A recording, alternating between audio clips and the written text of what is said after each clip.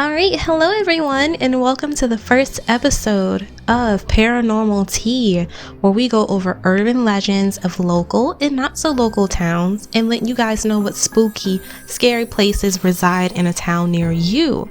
I am your host / YouTuber Bree, and I'm going to be holding your precious little hands through this madness. So grab your popcorn, your flashlights, your ghost busting kits, and let's, as they say on YouTube, dive right on in. Our first paranormal stop is in Wauchula, Florida, and located off of a road called Griffin Road is a bridge known as the Bloody Bucket Bridge. Now, it is said that this bridge was originally named that due to a local bar that used to be there called literally the Bloody Bucket, and it was opened around the 1930s and the 1940s. But we're not here to talk about the Bloody Bucket. We're here to talk about the Bloody Bucket Bridge. So let me just spill this paranormal tea, and we might delve into the Bloody Bucket sometime, maybe. Never, but whatever. Let's go ahead and get some more information on where Wauchula is. So Wauchula is just southeast of Tampa, Florida, and crazy enough, it is also called the cucumber capital of the world. I did not know this. Let me know if you knew that, but I definitely didn't.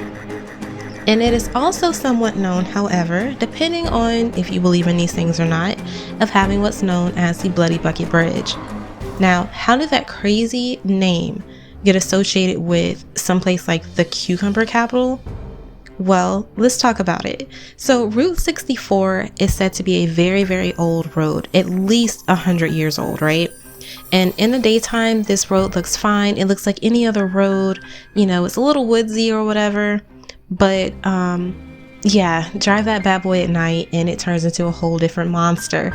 It is creepy, it is spooky, and it's something that I, technically speaking, would not want to be riding on, okay? Well, legend goes, and mind you, there are a lot of different versions, but one seems to be solidified with all the rest, that an ex-slave had relocated to the cucumber capital with her and her husband and served as that town's official midwife. Now, if you didn't know, which I would be a little shocked if you didn't, during the slave trade, when they were selling off families, a lot of babies were literally snatched away from mothers and sold to other families or other slave owners, and they were never seen again. Some say she was saddened and outraged by this fact, and that's why she started. Other people say that it's because of the town having way too many children in one family, and she decided to take care of it herself. I say it was on revenge. So homegirl thought,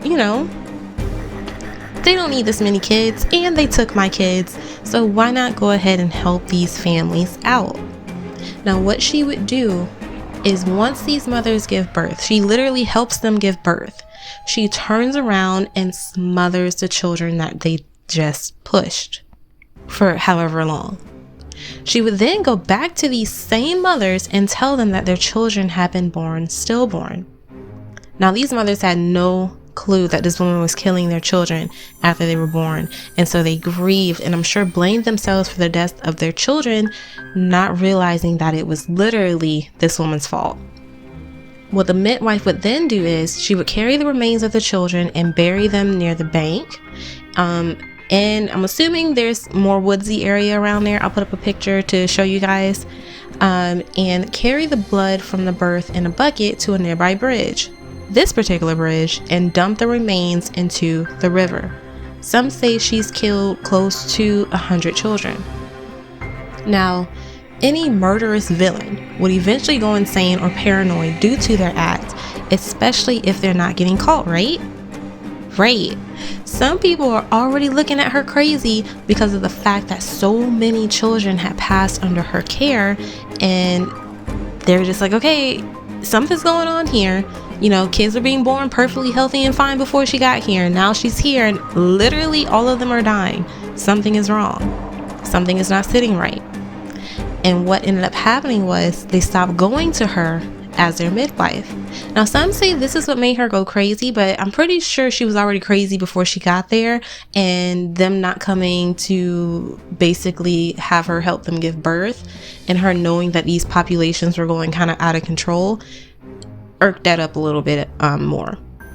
So this midwife started to, of course, act all kinds of crazy and out of her mind. She started acting crazy and out of her mind. How so, you ask? Well, she would claim that the buckets were filling up with blood all on their own over and over again, no matter what she did, births or no births. And mind you, nobody was going with her to have their babies born, so where is this blood coming from? Hallucinations? Girl, probably. With a guilty conscience as bad as the killing of a ton of innocent children, you think that's exactly what this woman was having.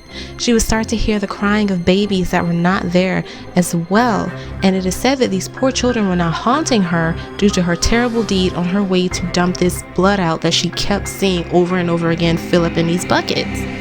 Well, on one particular night, she went to go down to the river to dump the blood out that just keeps repeatedly filling up, and lo and behold, she lost her footing and she ended up splashing and struggling because she couldn't swim, splashing and struggling, and ended up drowning in that very river where she dumped the remains of her victims. And it is said that the river ran red, as were blood, for days afterwards. So what's going on with that river today? They do not go to this bridge on a full moon, as some people have heard struggling and splashing as if someone was drowning, only to go down there and help and there will be no one there.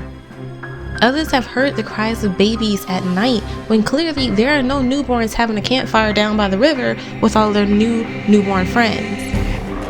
Some have even claimed that the river runs red during the night as well, and if you shine a flashlight on the water, it does appear dark red as if it were blood. So, real, fake, you be the judge of that. So that is this episode of Paranormal Tea on the Bloody Bucket Bridge. I hope that this episode has been both entertaining and insightful for you as well, especially my Wauchulians out there living in the cucumber capital of the world. Visit the bridge and see it. Just, not now during this pandemic, and especially on a full moon. If you have a town you'd like me to investigate and spill the tea on, let me know. Until next time, like, share, subscribe, all that good jazz. Comment down below on if you liked it. Comment down below on a city you want me to check out for you. And I will see you guys next time. Toodles.